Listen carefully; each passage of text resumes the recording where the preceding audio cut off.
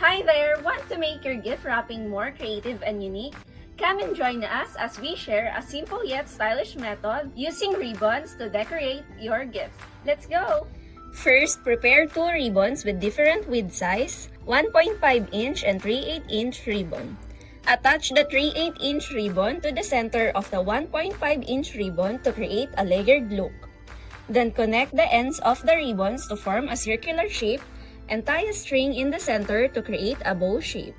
Make 2 of this. Next, combine all together using string. Add 3/8-inch ribbon at the top and bottom for an extra layering touch.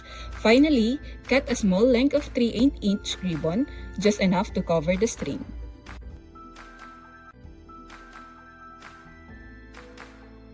Try this creative wrapping technique today and make your gift the highlight of any celebration. Bye!